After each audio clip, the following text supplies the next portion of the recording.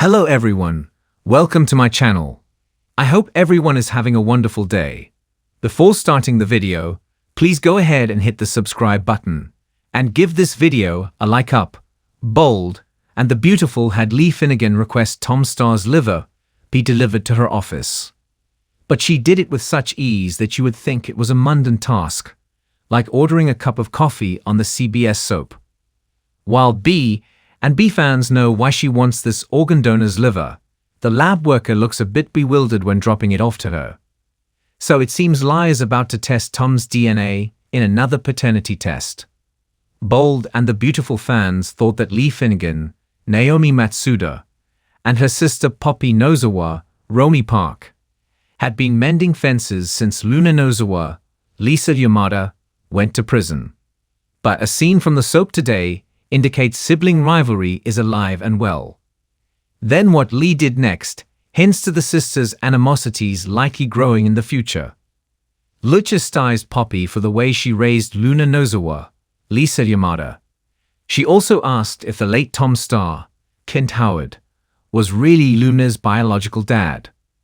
Well, since her little sister didn't provide a definitive answer, Lee Finnegan decided to search for the answer herself. This week on Bold and Beautiful, it was established that Tom's liver has sat in the lab for 6 months. That is because it was deemed unusable for an organ donation. So it will get shipped off to a medical college. But first, it appears Lee Finnegan is about to extract some DNA from Tom Starr's liver. Bold and the Beautiful spoilers give us a peek with a preview clip of Lee going ballistic on Poppy. From what Lee says, it sounds like Tom is not Luna's father. Poppy's demeanor when Lee asked her if she was sure Tom was the father seemed to give it away on Monday's episode. Poppy was uncomfortable and cut off her sister without an answer. Then in the preview, Lee is furious that Poppy had an affair with her husband, Jack Finnegan, Ted King. Then Lee wants to know if Jack is her daughter's father. The clip stopped before Poppy answered that question.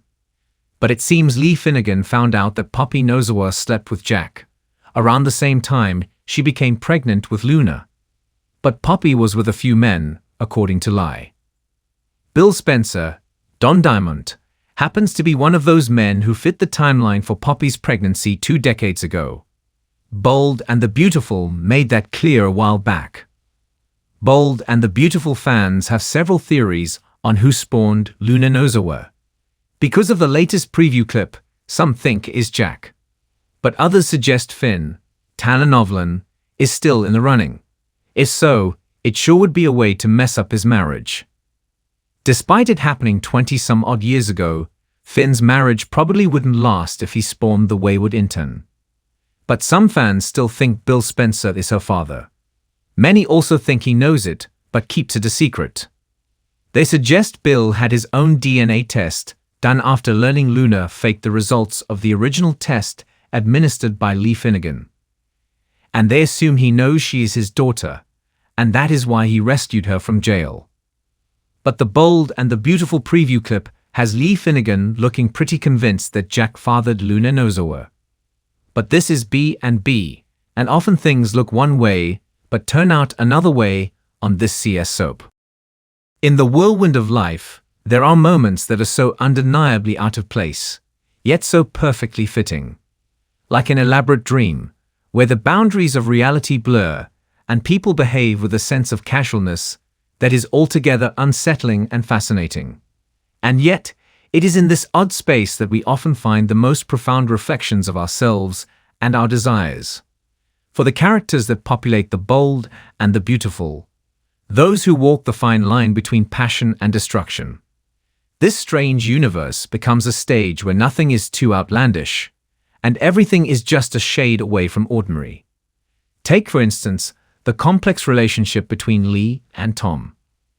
A relationship that seems on the surface to be a reflection of affection and duty, but, beneath the layers, pulsates with an underlying force as raw and unrelenting as the body's need for survival.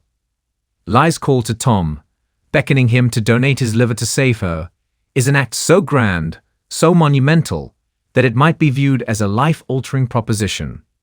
Yet, Lee's approach is so smooth, so casual, It almost feels like she is ordering a coffee at a cafe, as if saving a life were a mere matter of routine. This dichotomy, an earth-shattering decision made with the ease of a trivial ask, offers a compelling metaphor for the complexity of human nature, our desires, and the way we interact with the world. Lei's character has always been one of depth, her motivations shrouded in a quiet mystery. As a woman of intelligence and grace, she knows exactly what she wants and isn't afraid to go after it.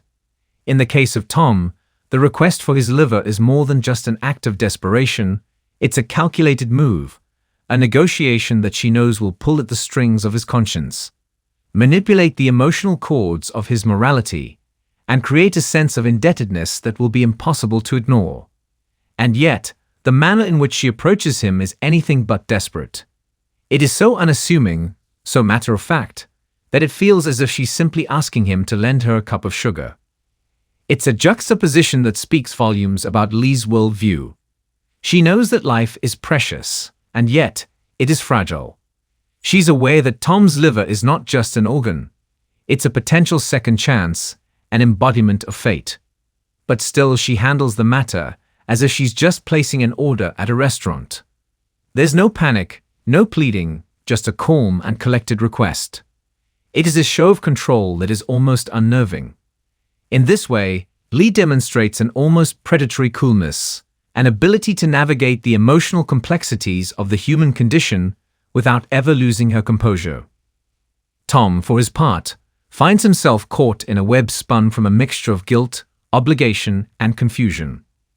At first glance, the liver may seem like nothing more than an organ, a simple biological function that keeps him alive. But in the context of Lei's request, it becomes a symbol of life itself.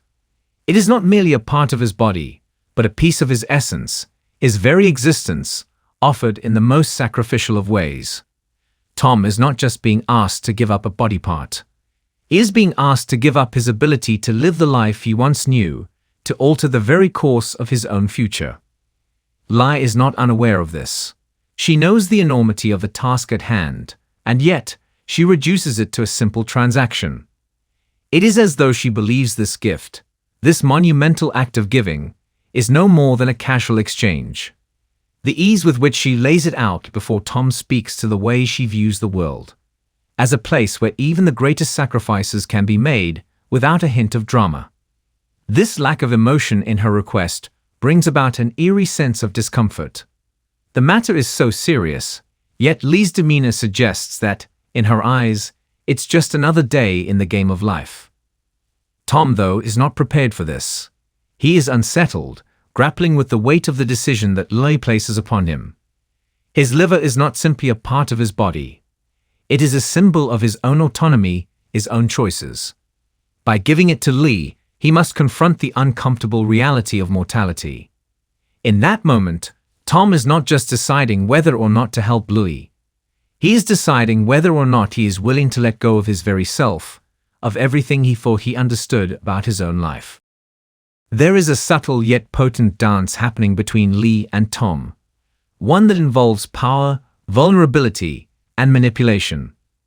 Lei's calm, composed approach to asking for Tom's liver is not just about her ability to detach emotionally. It is a way of asserting control over the situation.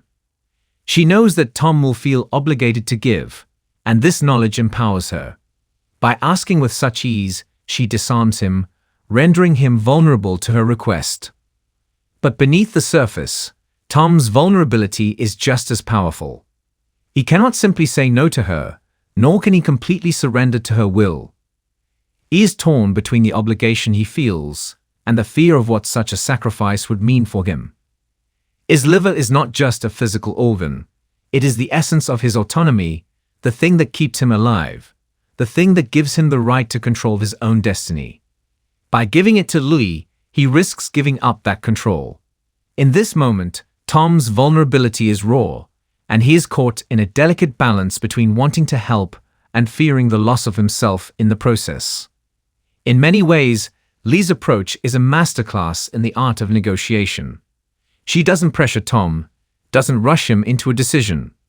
Instead, she lays out the facts, makes her request, and waits.